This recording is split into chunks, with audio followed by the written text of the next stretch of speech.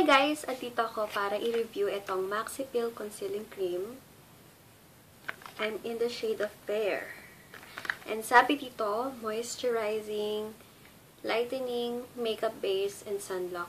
And wait, sunblock SPF 20 na siya. So, ang gusto ko dito talaga sa mga ganitong product is may sunblock na. Hindi ka na mag-aalinlangan na lumabas ng bahay, diba? And sabi dito, skin concerns such as blotchiness, dryness, and flaking can be a hassle. It's hard to find just one product that addresses them all. Maxi Peel Concealing Cream effectively fulfills your skin expectations with just any multi-benefit product that combines effective skin perfecting coverage, intense sun protection, plus significant lightening for skin that looks naturally more even, smooth, and renewed. So, ipapakita ko sa inyo nung first kong apply kung bakit ko siya nagustuhan. Yes, nagustuhan ko tong Maxi Peel Concealing Cream, guys. Kaya, panoodin nyo yung buong video and panoodin nyo yung transformation ng face ko na naging super flawless na ito lang gamit ko. Nag-toner and sunblock ako ng SPF 150 ng YC Skincare. Then, ito na agad yung in-apply ko sa skin ko. Then, makikita nyo talagang nag-even out yung aking face. Papakita ko sa inyo paano ko in-apply sa face ko and ano yung finish niya sa face ko. Kaya, balitaan ko kayo for the rest of the day kung mag-oily ba ako agad or hindi. Yun guys, later na lang.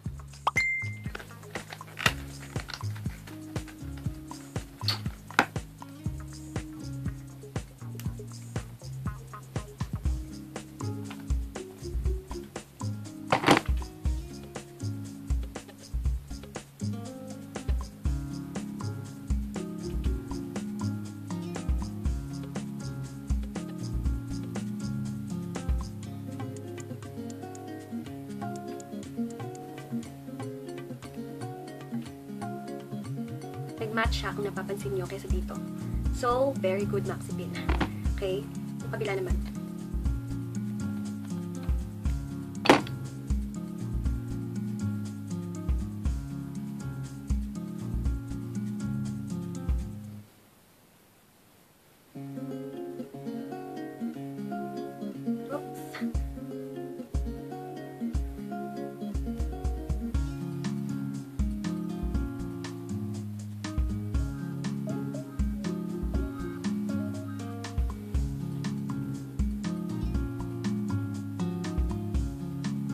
Sayang naman yung nandito ko.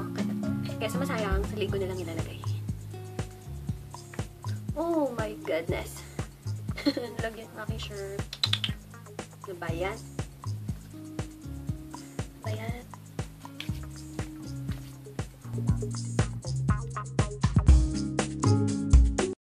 Mag-powder ako ng Intuit.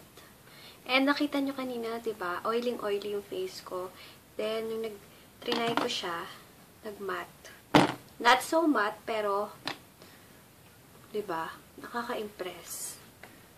Okay, ang kailangan ko lang na powder is very, very light kasi nag-matte na yung face ko sa Maxi Peel. First time kong gumamit ng Maxi Peel product. In fairness naman. Hindi niya ako binigyan ng impression na pangit so far.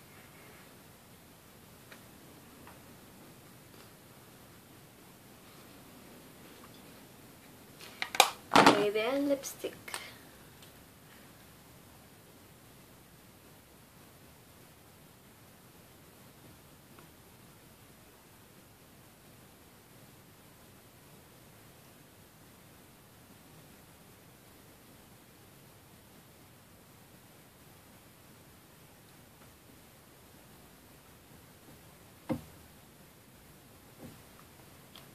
Gamit ko is HBC Sansan Pink Pout. Okay. Later na lang, babalitaan ko kayo kung anong impression niya, kung mag-oily ba siya agad or hindi. Pero hindi siguro talagang nagandahan ako sa kanya. First, pahid pa lang. So, later na. Hi guys! Nandito ako para mag-final decision sa aking mini-review. Mga final thoughts ko para sa Maxi Peel Concealing Cream. Kung nakikita nyo guys, talagang nag-oily na yung T-zone ko, pati baba. Pero normal lang yun. Kasi, moisturizing cream to. Kaya meron siyang moisturizing, kung makikita nyo. And, kanina kasi sobrang nainitan ako and hindi ko naman dinidefend ang Maxi Peel, pero nainitan talaga ako and sobrang oily ko naman talaga na kahit anong product, talagang nag-oily ako.